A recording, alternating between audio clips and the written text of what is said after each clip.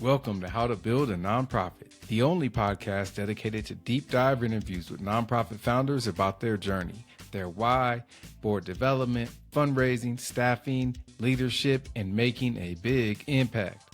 We ask courageous and visionary founders about their struggles and successes and everything in between. As a listener, all you have to do is learn and appreciate. I'm your host, Jordan Thierry, and this is How to Build a Nonprofit. In this episode, I interview Mireya Reith, founding executive director of Arkansas United. Mireya has many accolades under her name, from being the first Latina valedictorian in her home state to becoming the first Latina to be appointed to the Arkansas State Board of Education and the youngest person to chair the state board. None of this plays as much a part in her identity as being the daughter of a Mexican immigrant and a community organizer. Our conversation covers the origin story of Arkansas United, including their first major grant being revoked due to their stance on LGBTQ issues, and the process of building a membership-based organization across the state. She also reflects on her role as a public face of the movement and how that has influenced her leadership growth. Throughout our conversation, she shares insights on navigating the intense dynamics of immigrant rights under the current president and political climate, as well as overcoming the real fear that many of their members now face every day. All of this and more in today's episode, and I hope you enjoyed the conversation as much as I did.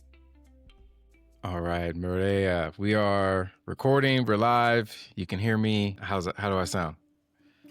You sound great.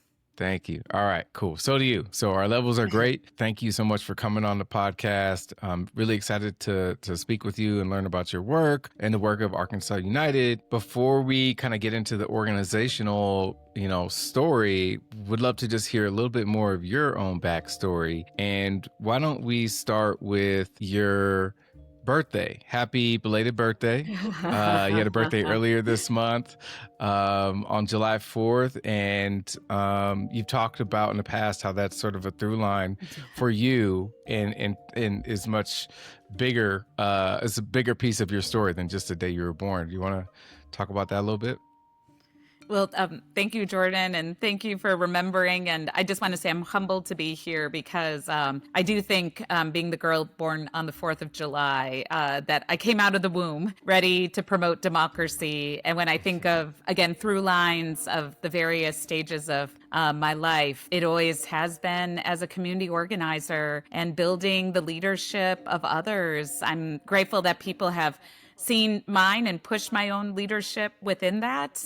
But I think the thing that I love most is helping others achieve their leadership potential. But I do come at this work with a lot of stubbornness. Again, 4th of July, firecracker. There's a lot of times that we definitely, being an immigrant rights activist in Arkansas, barriers get thrown in our way. And I am known as that person that just never receives a no. I take a no and turn it into a pivot. And I believe in that long trajectory, the arc that bends toward democracy. And I firmly believe what's going to get us there is that people from diverse backgrounds, people that actually are the constituents, the voters, the base, them being reflected in a true representative democracy. And then I think in this moment, because I've spent a lot of time this year thinking and reflecting, being 15 years in and once again on the defense, and we are right now resuming a fight that literally was my first fight starting at Arkansas United, which was the campaign about 287G. And yesterday I was with a partner where we're like, here we are 15 years later having the same conversation we started then. But I shared with him that I share with all your listeners, Jordan. I do feel that we're in a stronger place. The arc does bend toward justice, and it's a democratic justice. And I do believe that overall, at the end of this journey, whatever this is, wherever it takes me, I'm going to be able to celebrate more than what I'm going to be disappointed by. Beautiful. Yeah. And we have to have that kind of viewpoint as people dedicated to political change and public service. And for you, you've been dedicated to public service your entire career, but that story didn't start with you, right? You have some history in your family of public service. And can you tell us about that and how that you feel like contributed to the work that you're doing today?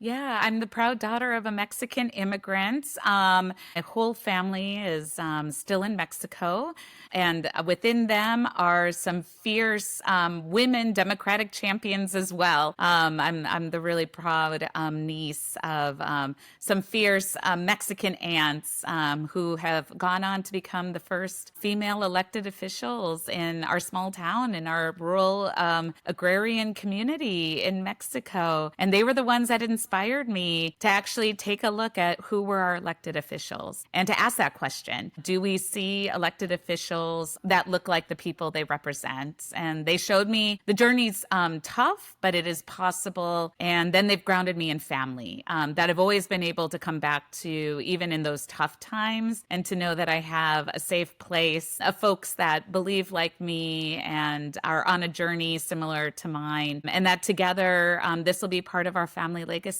And that I think also extends to my father, who is American, but a Marine, and even was in the seminary. And let's just say wherever it came from, whether it was from service to country or service to church, he was somebody that really embedded that concept of service in the family. And so where he did the Marine Corps, I did the Peace Corps, and I found my own route within that service. I will say that that's something too that I'm really grateful that I have some strong roots on. Although I will say that I think when your family witnesses it firsthand, they do worry for you, right?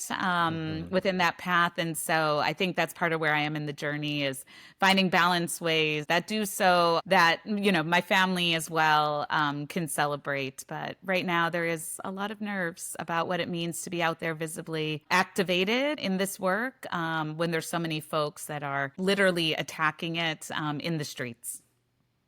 Absolutely. And you mentioned that you served in the Peace Corps. Your mother is from Mexico. You currently reside in Arkansas. So you're someone who's got a lot of touch points across the globe, but grew up as an immigrant, right? And with an immigrant experience here in the United States. What was that experience like for you? And more broadly, since your organization is focused on immigrant rights, how do you characterize like what it means to be an immigrant in the United States today? No. So my family started in Wisconsin and then ended up in Arkansas because Fayetteville, Arkansas was on a list of the top 5 places to live in the country. And my dad was looking to retire from those snowy winters in Arkansas. Or in Wisconsin. He was just done with shoveling. And my mom loved that it was closer to Mexico. But I will say at the age I was and the generation that I was in both of those places, it was really at the uptick of what was the growth in the immigrant population. And actually part of my immigrant story was one of absence of other people that looked like me and had families that looked and sounded like mine. I actually celebrate the intentionality of my mother in that time to send us to Mexico in the summers and at Christmas. They were determined. We learned the language. We could feel that was our identity, but they also need to make sure we knew Taco Bell is not really tacos. And so there was a whole lot of piece of that. But that is also too what let me be so close to my aunts and to my family and to witness firsthand that moment in history in Mexico when they were combating that 71-year rule by a single party.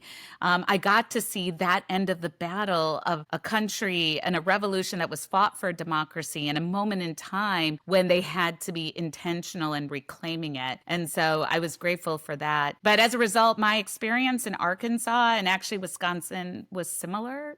Kids don't really understand people that look differently and sound differently. I remember in my early years in school, which, in those days, I would have been characterized as ESL, English as a second language learner.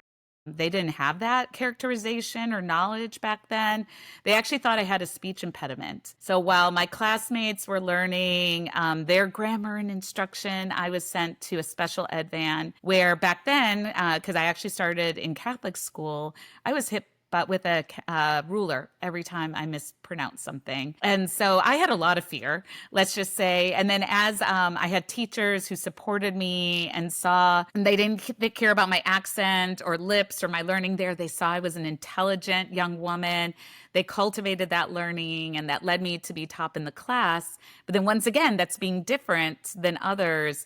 And there's just not a time where I don't remember being bullied and, and so called on the playground, Mexican monkey, but then in the classroom, nerd, and all of this. And I just remember feeling a lot of rejection and hate. So when I left Fayetteville, Arkansas, I actually was the first Hispanic valedictorian in the state of Arkansas, and I had dreams of leaving. I just needed to be around other people that look like me, and I wanted to be with others too that were excited about thinking about some of the things my family was thinking about, like democracy and politics. And so the first time I actually got to really own my identity as Mexican American was in college. But the first time I actually had a teacher who looked like me, I was in grad school at Columbia University. So it was something where I was thirsty for that piece. And so once I finally got into the democracy movement, I looked for ways where I could celebrate my identity. And I found Latinos for Obama, and I found some exciting ways to work also in the democracy space. And so when I came home, I wasn't necessarily looking for it. It found me, but it fit. It was a calling. My dad got sick, stage 4 lung cancer.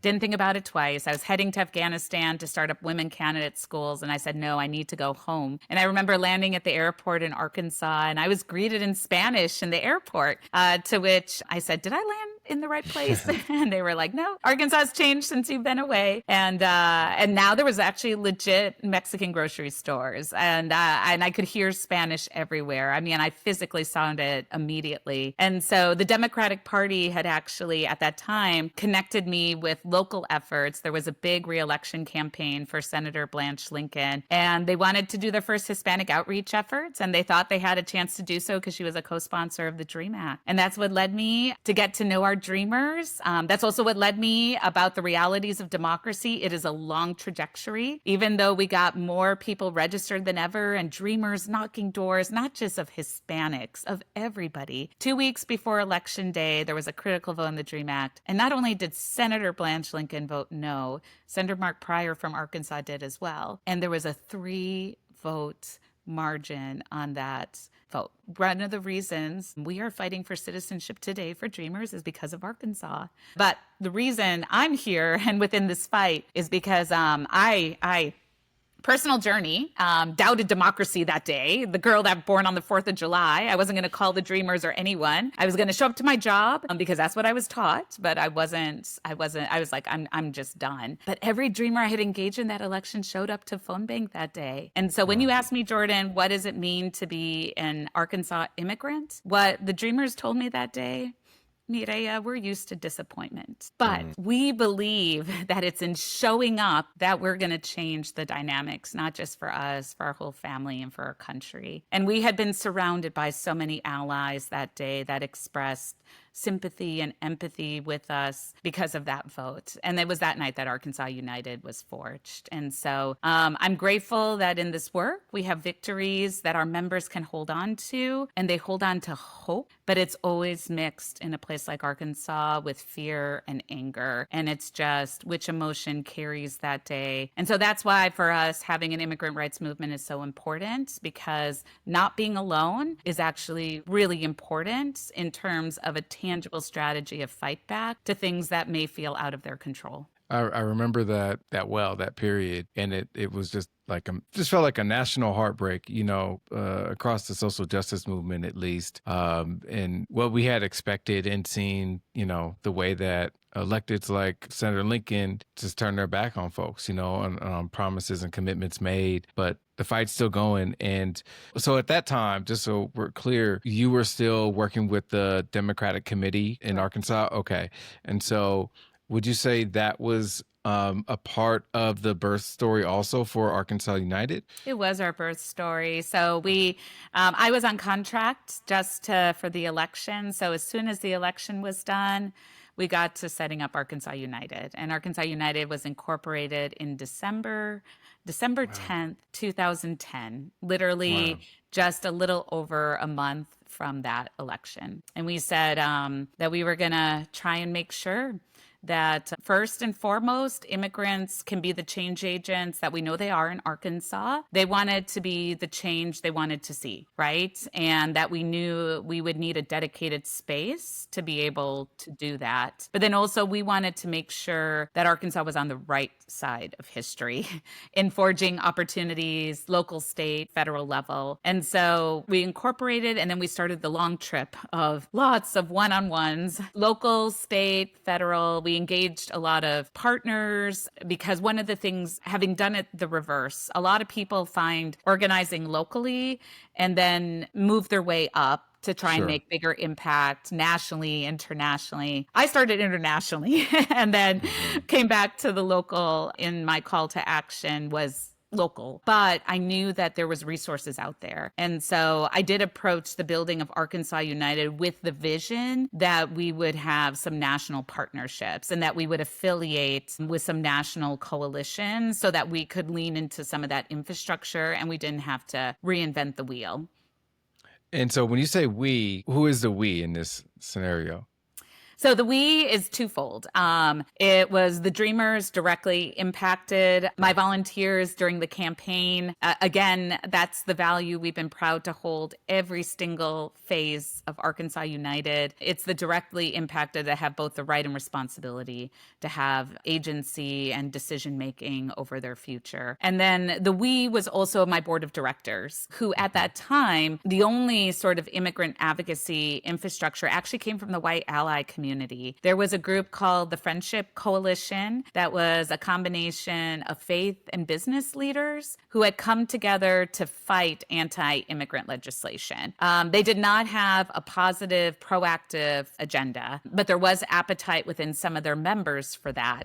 But they did have a very steady reactive agenda, seeing the shared interest, whether from the faith perspective or for the business perspective, and making an Arkansas a place that was welcoming to immigrant workers. Winthrop Rockefeller Foundation tells an amazing story of the economic profile of Arkansas immigrants and really connecting what at that stage had been a combination of decline in our agriculture community. First and foremost, the world should know Arkansas is very, very proud farming and agri community. And it really was the immigrant workforce, the migrant workforce that allowed them to save farms. And that includes our Senator Tom Cotton, who gets a lot of visibility, but the story is infrequently told that his family farm 100% hires migrant workers, and there is value within that. But then the other piece was the Fortune 10 companies, I say, because it's companies like Tyson and Walmart. They had made a commitment, having been started in Arkansas, to keep their headquarters in Arkansas. And that meant they needed to inject workforce really fast. And that was a lot of our immigrant workers that made that possible. And it wasn't just working in the chicken factories or in manufacturing. It was building the homes. It was building literally the offices and buildings. And then once their executives came in, taking care of their children, cleaning the hotels. Immigrants have been huge in every factor of the growth. And we were grateful that we had some of that story to tell with the allies. So the allies helped open some doors, and especially with donors at that critical moment. But we all agreed the decision makers were going to be the Dreamers. And if and when we had funds to hire, that our first obligation was to hire our Dreamers. And we did. Wow. So do you remember like who were the first donors that or kind of major donors that you were able to bring on board? And was it pretty immediate after you founded the organization? No, we didn't get our first grant until January of 2012. So we worked for 11, 12 months, all of us, in sort of a volunteer capacity to get this off the ground. Although we did have, just because myself and then one of those founding board members were like, we do need a way to eat and such. And so the Tides Foundation, he had a connection to the Tides Foundation that paid some consulting fees to both of us as we did just a whole bunch of one-on-ones.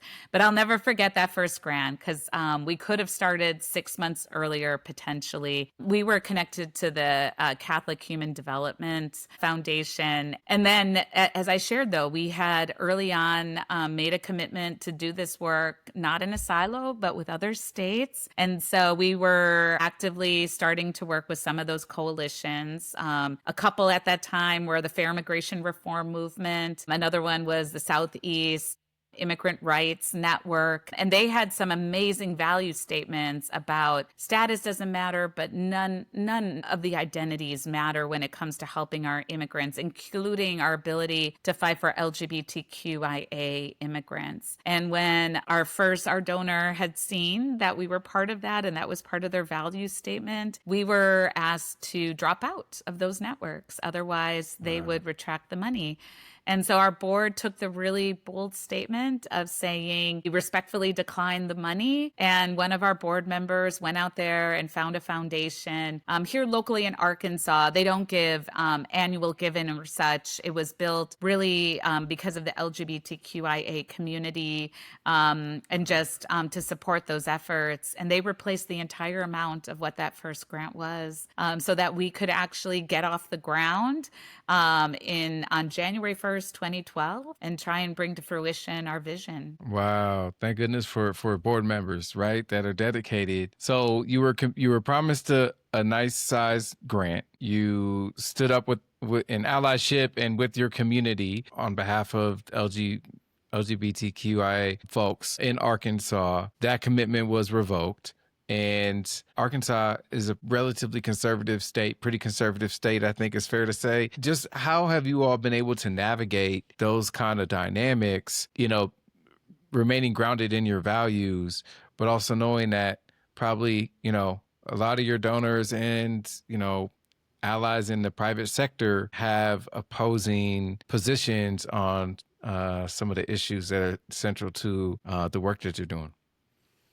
No, thank you for that question. I'll say the opposing views don't even just come from the left or the right, also the left, because we have been an organization that at times has been able to move forward in inside strategy, working across the aisle. And that's not always considered popular in different spaces. And so to your overall question of how we navigate that, again, that I ensure two things. One, the best information possible for our members. That's where the national networks have been really important to us, and the connection with experts across the spectrum. And I'm constantly, I'll even use the word with them and be transparent, shopping which networks can help connect us with the best information possible and resources and strategies for our community. So again, and that's the second strategy, Jordan, that being a membership-based organization and making sure that the directly impacted are leading. And every year we've had to challenge ourselves to make sure we continue to do that. We do annual audits of our organizing structures and then of our members and have a very intentional leadership continuum. And we're constantly expanding what the number one in that continuum is. Because it shouldn't be just being a leader for Arkansas United. We're also like, and you can go be in office and you can be a leader in some of these other spaces. And that's the exciting thing that we get to do with that. But I make sure it's come in so many different ways. For example, corporate funds, right? Would we receive it? Especially from someone like Tyson, which, we've never got a major grant, but we've gotten some sponsorships along the way. And we knew within our networks that several of our sister organizations in other states have policies about not taking corporate funds. And so it was important for me to get that information, to present the range of options to our members. But when it came to that on some Tyson sponsorships, Jordan, what our members said to us, that's our money, Mireya. Like we, raise that money from them as workers, as consumers, hell yeah, they should give it to us, right? And it's just and so we created some policies that that money would never inform our decision making. And if they ever asked us, like we were with that very first grant, to do something that was against our values or not do our activity, that it was then my job as executive director to make sure we could replace that money, just like our board member did, right? And even if it meant disrupting services for a while, that we would make sure who is in the driving seat, and that would need to be our immigrant population. And that has just played out every single year of our movement. This year, for example, one of our biggest successes, we couldn't actually celebrate publicly. We celebrated within our membership. And that was our governor at the very end of the session decided to introduce an immigration bill. And we were able to work with leaders in her party to come to a common agreement about what would allow them some coordination with ICE. And it's going to happen at the jails. But on our end, wouldn't completely erode public trust by making local law enforcement the face of immigration, right? And so because there is no public safety without public trust. And we had been working diligently over the years with law enforcement to work on some of those public trust activities and strategies. And law enforcement actually helped us carry that message this session. But we weren't going to move forward with that strategy without our members being the ones who were driving it. And we're really proud. We have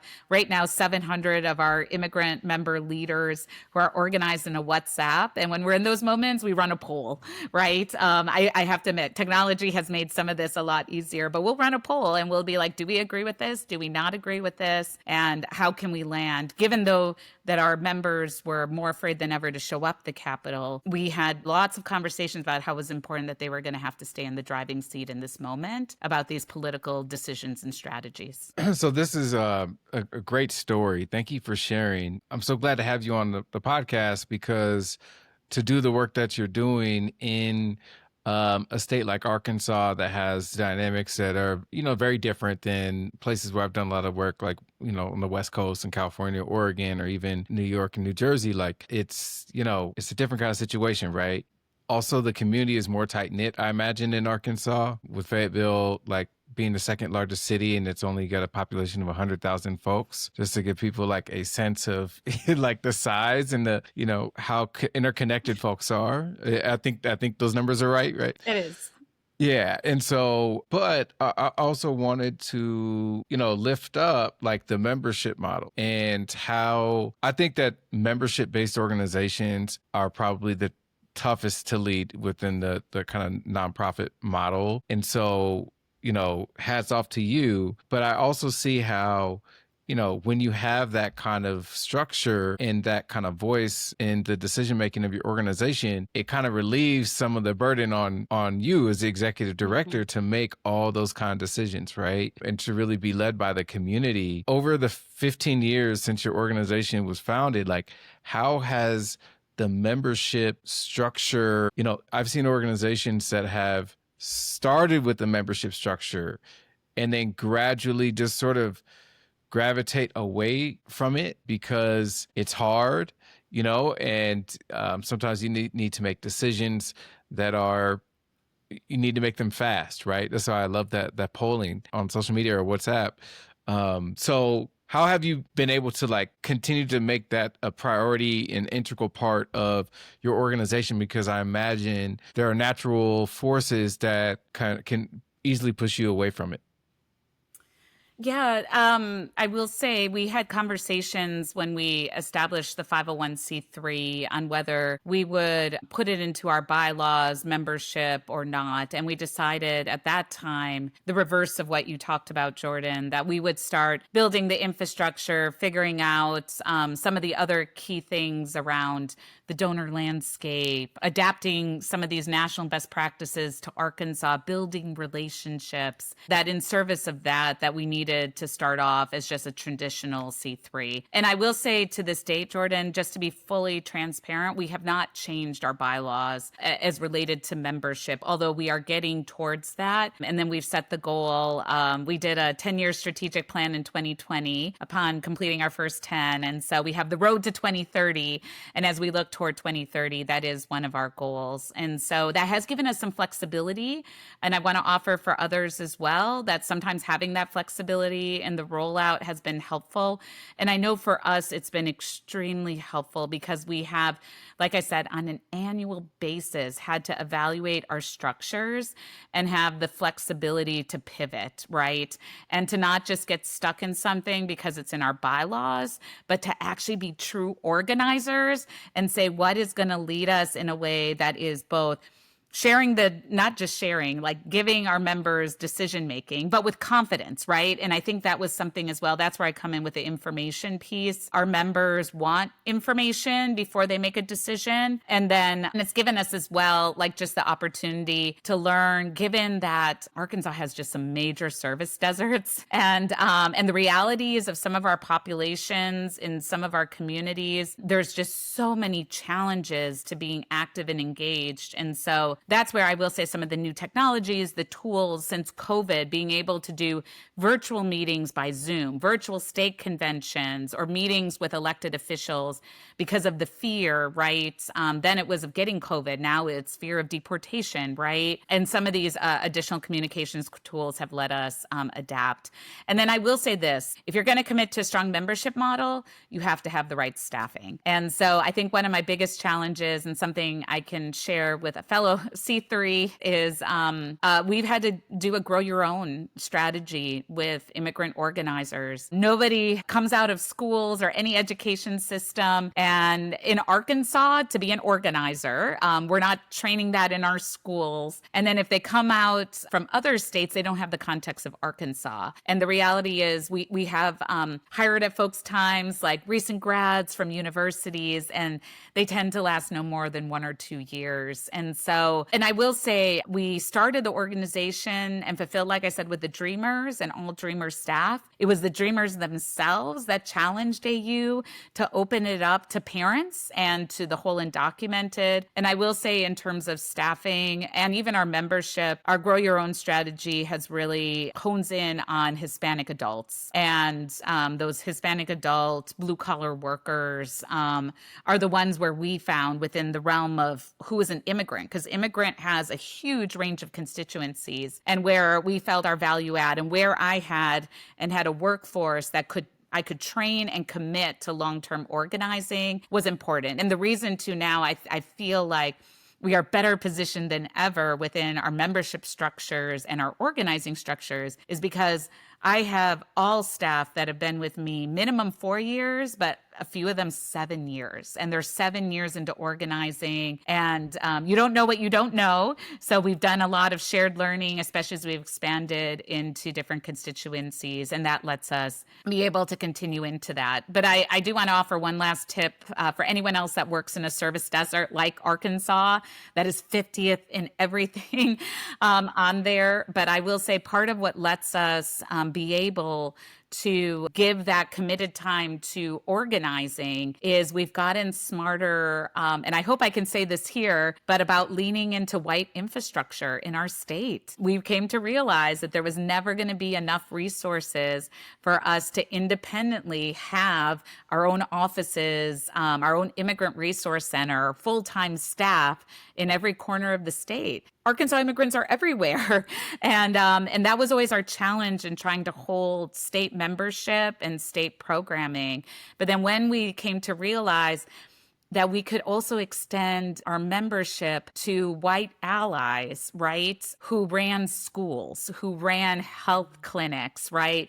If we could use an affiliate model, they have the brick and mortar buildings. They have staff. Many of them have already Hispanic outreach staff who are actually looking for tangible things to do. And so by being able to lean into white infrastructure for services, not for the organizing, for services, right, and extending equally a membership structure there. This year, I will say the last couple years, we've been able to take just even a bigger leap in some of that and getting ready for a membership structure that also is now embedded in our bylaws, and one that when we do that, we're going to feel is sustainable for the long term. Thank you for lifting that up. So what does that look like? Is that like legal aid? Is it health clinics? Is it So right now, the majority are school districts and I would say service deserts, right? They don't have anyone locally serving the immigrant community, or very few. Or if they have somebody, it's like a one-person leader who on a volunteer basis is trying to do some of that bridge building within the community. In addition, I would say the others who have also been really great affiliates, adult education centers, yes, health clinics, especially faith-run health clinics. This model has worked really well with them. And now we're in the process of exploring some of these others as well. And then as much as possible, our model is all about not competing with local leadership. It's really, we start off with a deep needs assessment that's really about mapping who's there and who they too can lean into locally, so that the work plans we make with them are really about gaps, right? Mm-hmm. And so a lot of this work, so it's been exciting to see since we started, there have been, and there is actually quite a few immigrants serving immigrant-led groups. Not all of them are formal nonprofits, but they carry that identity. And we have, as an organization, chosen to celebrate that, because there is no competition when it comes to the types of challenges that we're facing, and that we've made sure to really hone strategies that all are about, and partnerships that all are about, honed in on those gaps, right? And building other local partnerships. In these kind of instances, do you have like your own staff that are kind of housed at these organizations, or are they sort of like partners that are kind of, it's more like a programmatic partnership, but not necessarily like financial one? Yes. So we have a core staff in our headquarters in Fayetteville of 4. And then we have one full-time Delta regional director that's helping us with those service deserts, right? She was a migrant worker herself, is deeply embedded and committed to her region. And so we've been grateful to continue to support that position.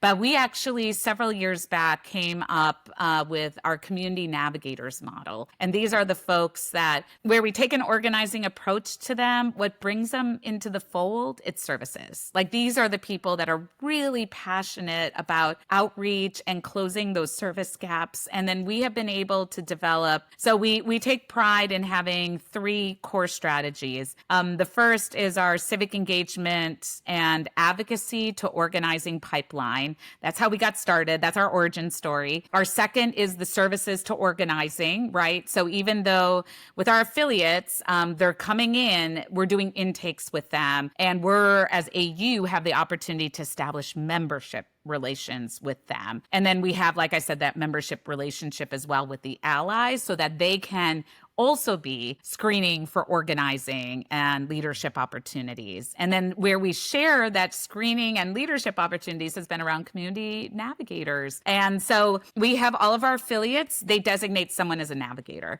And then on top of that, AU currently has 180 navigators that we've recruited across the state of Arkansas. And then what we've come to learn in terms of, because sometimes we can pay them, sometimes not, the ones that are AUs. And we've worked hard over the years to get them at least a stipend, right? Trying to annually work on stipends. But some moments we've been able to, and some moments we haven't. So what we came to learn, and this was all because of the big push nationwide around apprenticeships and different competency-based pathways, that we came to learn if we offered them a certificate, right, in different critical areas, that was for them equal value, if not more, than getting the stipend. And for many of them, this has been their first chance in the country to have their name on something official that demonstrates that they belong. And that they were here and that they're doing something for here. So we get and have certification programs for the navigators with the Department of Health, with the Arkansas Community Health Workers Association, with the Department of Labor, with the Department of Justice. We're about to roll out one with the school districts. We're about to roll out one with the foster care system. And so that's part of what we do. In addition, with the organizers, the leaders, we do a leadership continuum. With the navigators, we do audits where we actually evaluate amongst the different certifications, which one's of interest. And once they get through one, where else can they go? And then we're also, and we say this to partners, our biggest success is if they get poached.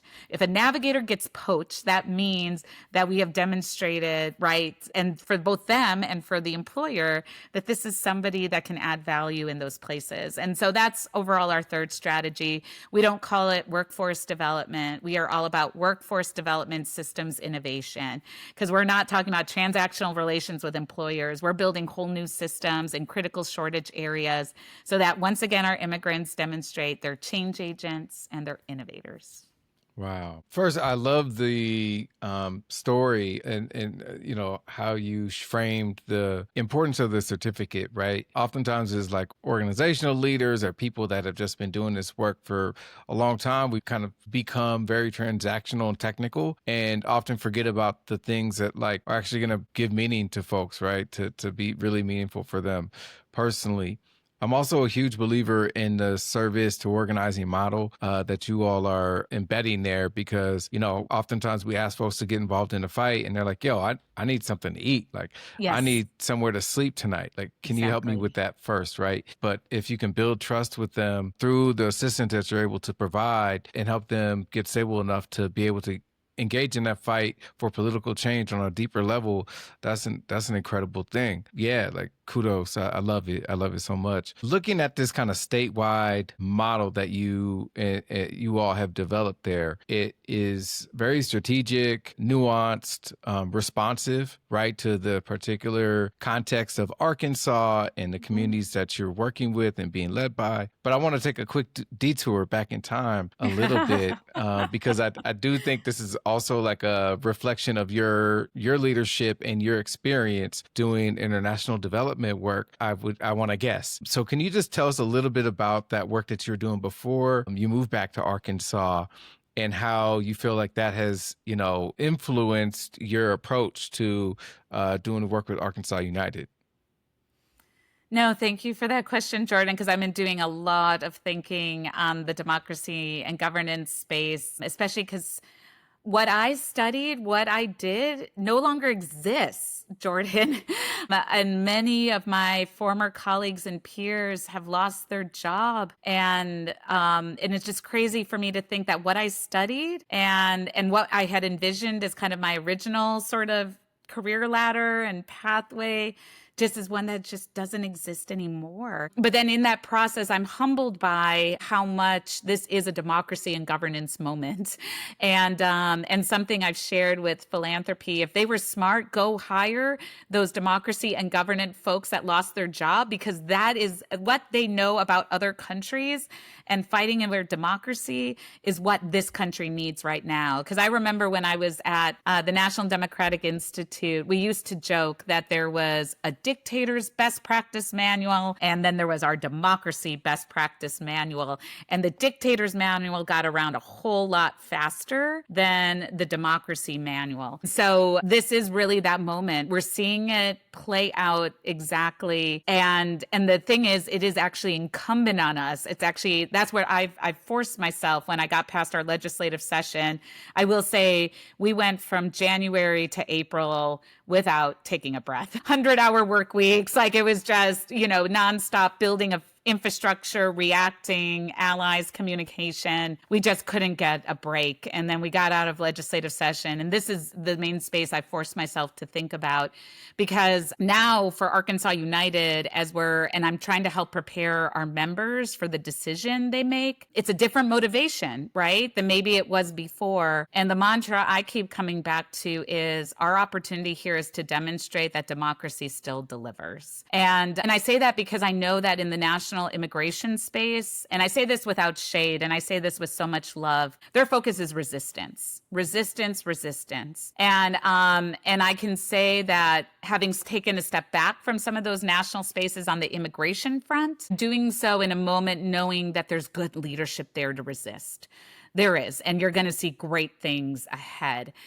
But who is going to make sure that on the other end of this, because there will be another end, people choose democracy?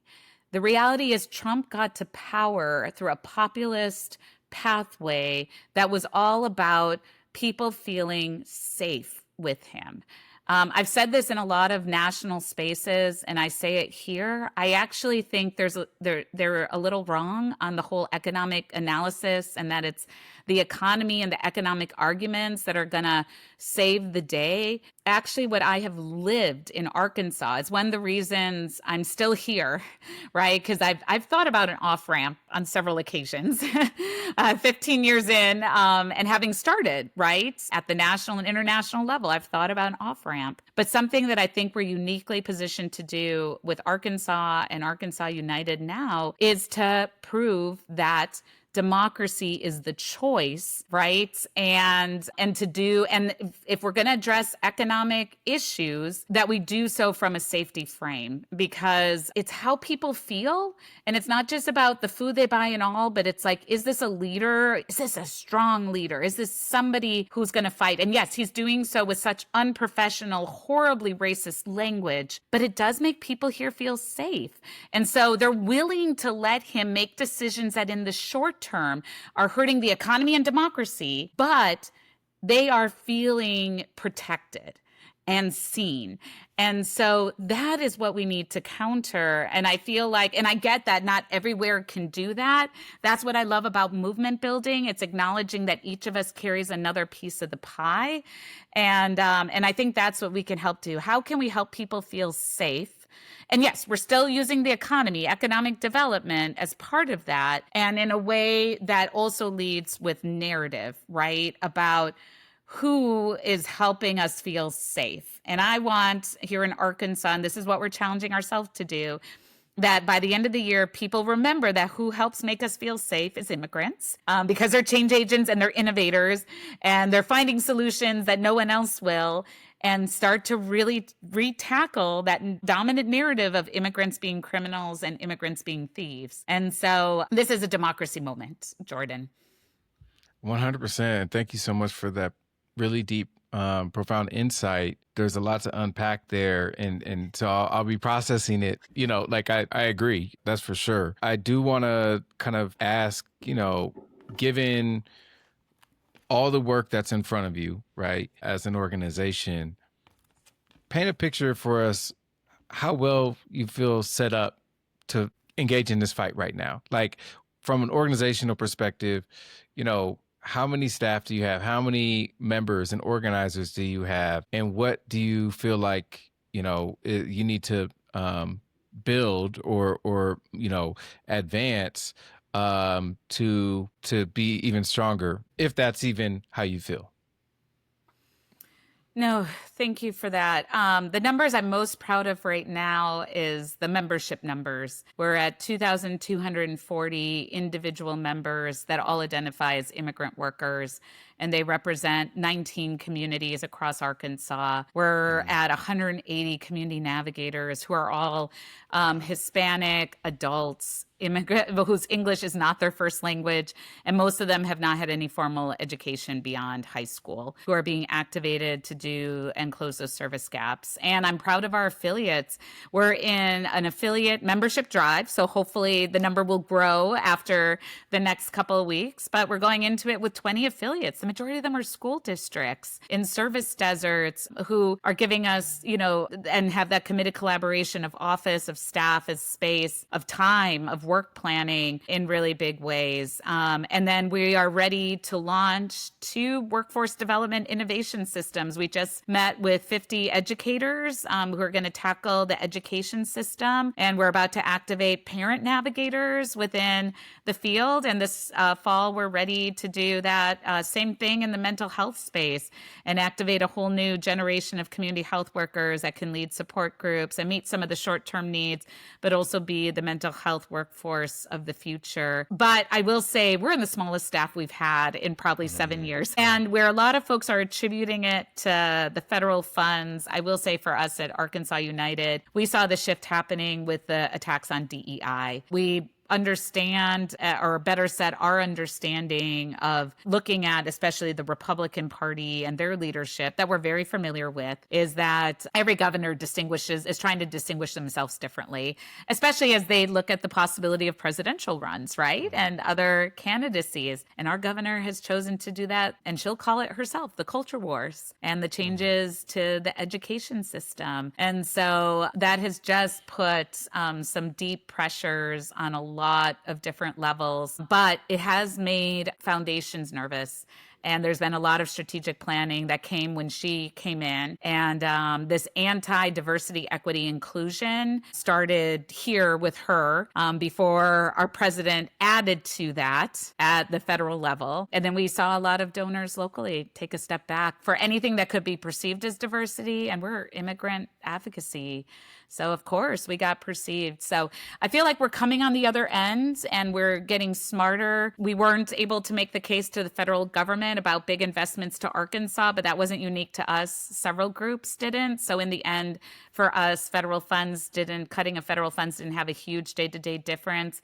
And I think now we're finally able to donors are better articulating what it is that they're interested in funding in this time. We're better at connecting that with them. And then now we're doing a lot of co-fundraising in this moment. So we may still be the lead, but we have major institutions like health institutions, schools that are on those grants with us. That really is giving some of that additional credibility as we're going into submitting grants this time around. And so for you personally, which of your responsibilities as executive director are calling on you like the loudest? Is it fundraising? Is it organizational infrastructure? Is it inspiring your communities and instilling hope for the fight, or is it something else? It's all of that, Jordan.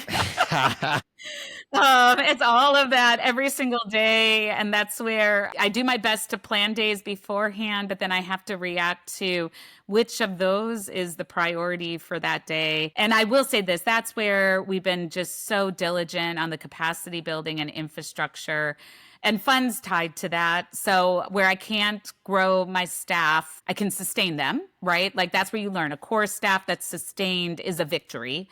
And we've gotten better at realizing, right, how we can lean into the infrastructure of others and mapping that out so that we can hold the line in building the capacity of our navigators and our organizers and spending time on them so that they can own pieces of this and feel confidence around that. But it is always, and so I'd be lying. I know when you shared some potential questions, you had asked about burnout, balance. I will just say this, I am not the best example on balance. But I think the moments where I've had it's like intentionality of saying, now this is something I can't let life, lead me. And like I said, my grounding with my family helps at least focus and prioritize sometimes there. At the end of the day, they don't care what title I have or what role I'm playing. I'm like, I am the daughter, I am the sister, I am the aunt. And that's what takes priority. And I'm grateful for that. It's humbling and it's so important for how I live.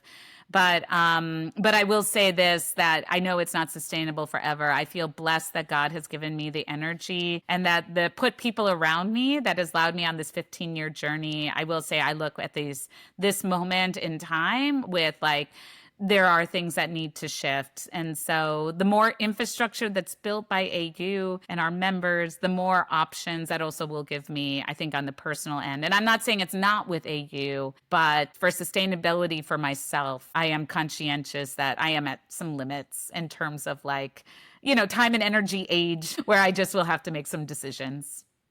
Yeah, absolutely. Thank you so much for sharing that. I can't say I'm surprised because I read off your accolades and, I'm aware of so many of the things that you're doing there. And I think it's probably fair to say that you're a public figure in Arkansas.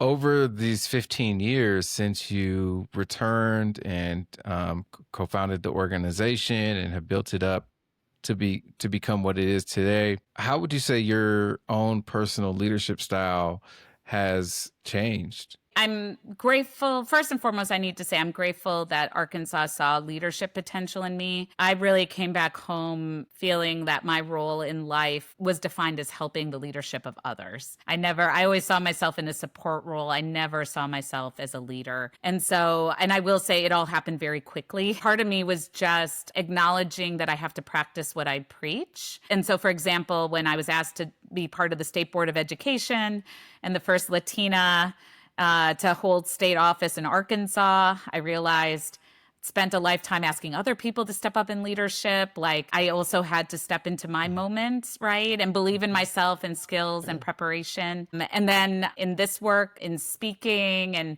motivating, I know that for what it's worth, that was what Arkansas really needed from me in those early years. And maybe I needed to also for myself find the confidence because it was the part of me that I never was a speech giver. I was the one that sweat bullets at church when I was reading the gospel or the first reading or the second reading, or singing. I sweat bullets, so nervous. And so I think it was both my state needed that, but I also needed to grow in those and find my authentic voice within that process. Because that was one thing in the journey that I'm proud that I've held from that moment to now.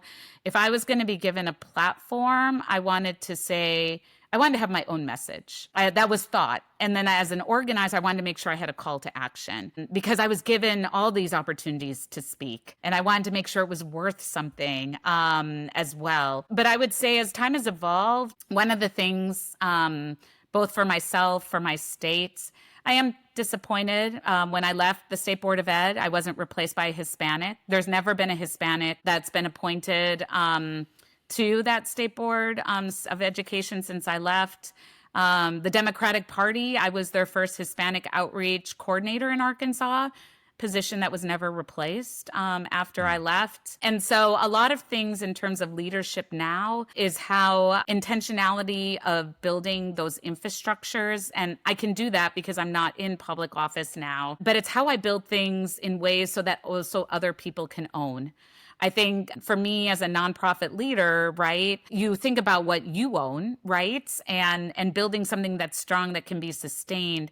But I think what's most important for me now is being a movement leader. And so it's acknowledging what are still those systemic needs, that systemic infrastructure and partnerships, communication, and really focus there in closing those gaps. So that my state has a chance. All right. So thank you so much. We're gonna wrap up. I know we're over time. So I think I know you like to finish all your talks and speeches with the call to action because you're an organizer. So if you have a call to action for our listeners, please give it to us. So first and foremost, the call to action to other executive directors, my peers, to not give up and to know that I know everything around us feels like it's a scarcity frame. But actually, I do believe that even in what we're doing and how we're doing it, we can still lead with abundance and that we're stronger together. And there's just so much work to go around. And whether it's you all, or maybe that's something to ask of foundations, but they can help convene and create those spaces so that everyone can share in what is the urgency of this moment. And then to foundations, let the money flow to organizing. And then also to philanthropy, I would say, please don't forget Arkansas, whether it's Arkansas United or even any of our peers. We're doing something special here that is the evidence of democracy delivering. It is the evidence of organizing. It is the evidence of stronger together. And there's just a tremendous opportunity, whether it's through funding or just visibility, but to show another piece of the story that is this moment, and that is not just defined by challenges, but more importantly, it's defined by opportunity. Beautiful. Well said. And also donate to Arkansas United, if you want to get in on the fight there. Mireya, Arkansas is lucky to have you, and I'm certainly very lucky to have you as a guest on the podcast. Thank you so much for joining, sharing your insights, your wisdom, a little bit of yourself. It's been really an awesome conversation. So thank you so much. Thank you. Thank you, Jordan. Thanks for listening to How to Build a Nonprofit. If If you liked the episode, check out the show notes for a link to donate to our guest organization and give us a rave review while you're at it. Feel free to leave comments and questions on your app about what intrigued you most. If you have any suggestions for future guests, email us at howtobuildanonprofit@gmail.com.